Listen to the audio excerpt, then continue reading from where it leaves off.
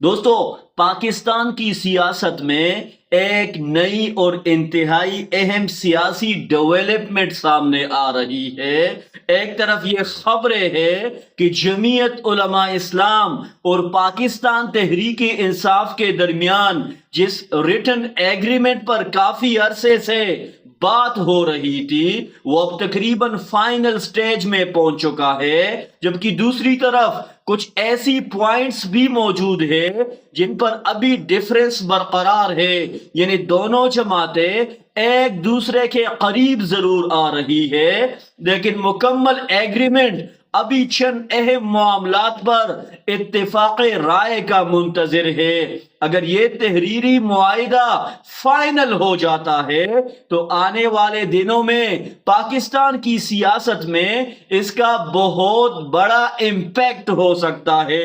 ممکن ہے دونوں جماعتیں ایک ہی کنٹینر پر نظر آئے، ایک ہی نعرہ بلند کرے، یا کم از کم حکومت کو ٹف ٹائم دینے کے لیے اپنے اپنے پلیٹ فارم سے ایک ہی سمت میں ایکٹیو ہو۔ اصل سوال یہ ہے کہ آخر اس معاہدے میں ایسی کون سی شرائط ہے جن پر جمعیت علماء اسلام اتنا زور دے رہی ہے؟ جمعیت علماء اسلام کے سینیٹر کامران مرتضی کے مطابق پی ٹی آئی سے کچھ معاملات تحریری طور پر مانگے گئے ہیں۔ ان میں ایک اہم شرط یہ بتائی جا رہی ہے کہ پاکستان تحریک انصاف تحریری طور پر یہ یقین دہانی کرائے کہ پاکستان اسرائیل کو تسلیم نہیں کرے گا۔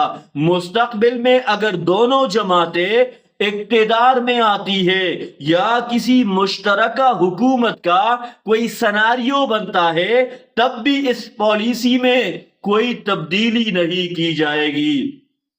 میرے خیال میں یہ شرط پی ٹی آئی کے لیے کوئی بڑی رکاوٹ نہیں ہونی چاہیے، کیونکہ پاکستان کی اسرائیل کے حوالے سے موجود پالیسی بنیادی طور پر پہلے سے واضح ہے اور پی ٹی آئی بھی اس موقف سے اختلاف نہیں کرتی، لہٰذا اس پوائنٹ پر دونوں جماعتوں کے درمیان ایگریمنٹ ہونے کے امکانات بالکل کلیئر ہے۔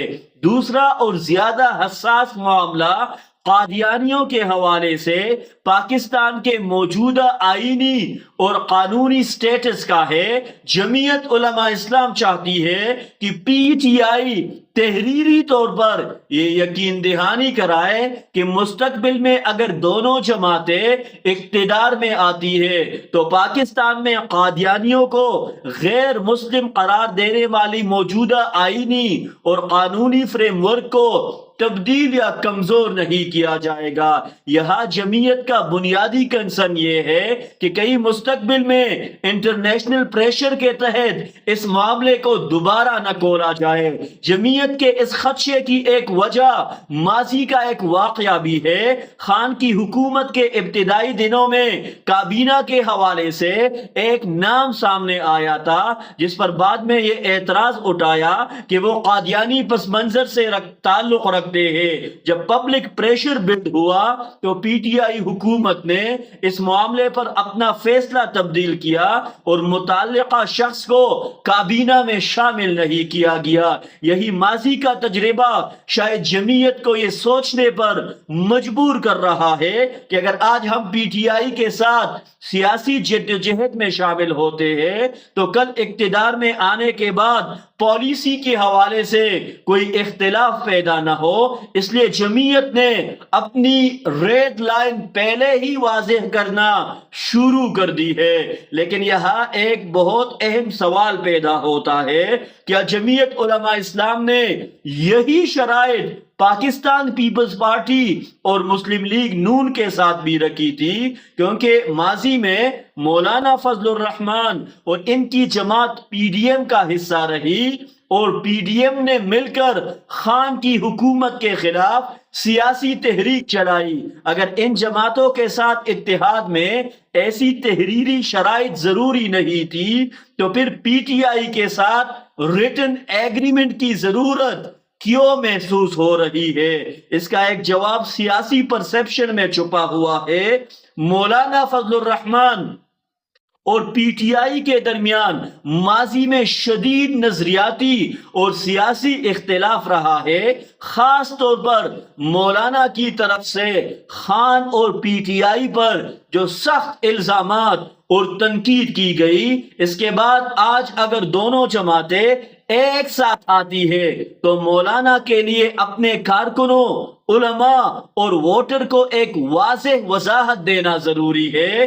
تحریری معاہدہ اسی سیاسی ڈیفنس کا ایک ذریعہ بھی بن سکتا ہے، یعنی جمعیت اپنے لوگوں سے یہ کہہ سکتی ہے کہ ہم نے صرف سیاسی اتحاد نہیں کیا بلکہ اپنے اہم نظریاتی ریڈ لائنز بھی تحریری طور پر سیکیور کر لیے۔ اس لیے میں سمجھتا ہوں کہ یہ معاملہ صرف سیریس کنسرنز تک محدود نہیں بلکہ اس میں ایک پولیٹیکل سروائیول بھی شامل ہے۔ مولانا کو اپنے ووٹرز کو یہ بتانا ہوگا کہ حالات تبدیل ہوئے ہیں، سیاست کی ڈائریکشن تبدیل ہوئی ہے، لیکن ہم نے اپنے بنیادی اصول تبدیل نہیں کیے۔ اسی لیے ریٹن ایگریمنٹ جمعیت کے لیے ایک طرح کا سیاسی کور بھی بن سکتا ہے۔ لیکن دوستو، یہ صرف نظریاتی شرائط کی بات نہیں ہے، سیاست میں پاور شیئرنگ اور سیٹ ایڈجسٹمنٹ بھی بہت اہم ہوتی ہے۔ خاص طور پر پختونخوا میں جمعیت علماء اسلام کے لیے پی ٹی آئی کے ساتھ قربت ایک بہت بڑی اپرچونٹی بن سکتی ہے۔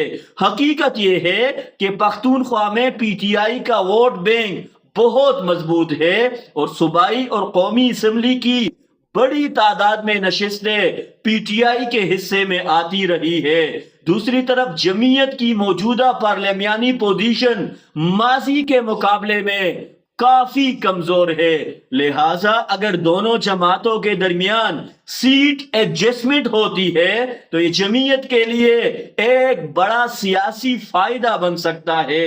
ممکن ہے ریٹن ایگریمنٹ میں کچھ حلقوں، کچھ نشستوں یا الیکشن کے دوران باہمی سپورٹ کے حوالے سے بھی کوئی فارمولہ طے کیا جائے۔ اگر ایسا ہوتا ہے تو جمعیت صرف ایک سیاسی اتحاد ہی نہیں رہے گی بلکہ پختونخوا میں دوبارہ اپنی پارلیمانی پوزیشن مضبوط کرنے کی پوزیشن میں آ سکتی ہے، یعنی جہاں آج ان کی سیٹیں محدود ہے وہاں کل ایک مضبوط الائنس کے ذریعے ان کا پارلیمانی وزن دوبارہ بڑھ سکتا ہے۔ اور اب آتے ہیں اس پوری کہانی کی سب سے بڑے سیاسی پوائنٹ کی طرف۔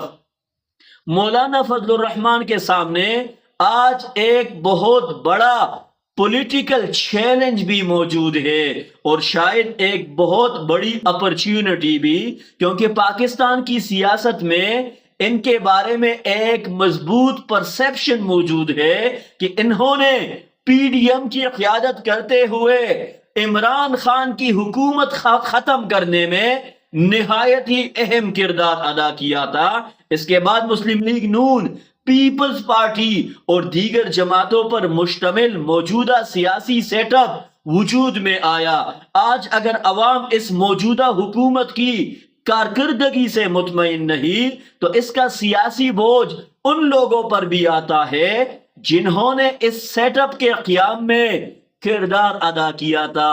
یہاں مولانا فضل الرحمان کے پاس اپنی سیاسی پوزیشن ری سیٹ کرنے کا ایک موقع بھی موجود ہے۔ وہ یہ بیانیہ بنا سکتے ہیں کہ ہاں، ماضی میں ہم سے سیاسی غلطی ہوئی، ہم نے خان کی حکومت کے خلاف پی ڈی ایم بنائی، لیکن بعد کے حالات نے ثابت کیا کہ جن لوگوں پر ہم نے اعتماد کیا ان سے توقعات پوری نہیں ہوئی۔ اگر آج مولانا پی ٹی آئی کے ساتھ کھڑے ہوتے ہیں، خان کے سیاسی مینڈیٹ کی بحالی کی بات کرتے ہیں اور موجودہ حکومت کے خلاف جد و جہد کا حصہ بنتے ہیں تو وہ اسے اپنی ماضی کی سیاسی غلطی کے ازالے کے طور پر پیش بھی کر سکتے ہیں اور اپنے کارکنان کو مطمئن بھی کر سکتے ہیں. یعنی سیاسی زبان میں دیکھا جائے تو مولانا کے سامنے ایک مکمل ری برانڈنگ کا موقع ہے. وہ اپنے ووٹر سے کہہ سکتے ہیں کہ ہم نے حالات سے سبق سیکھا ہے, ہم نے اپنی غلطی کو محسوس کیا ہے اور اب ہم اس سیاسی فیصلے کو درست کرنے کی کوشش کر رہے ہیں.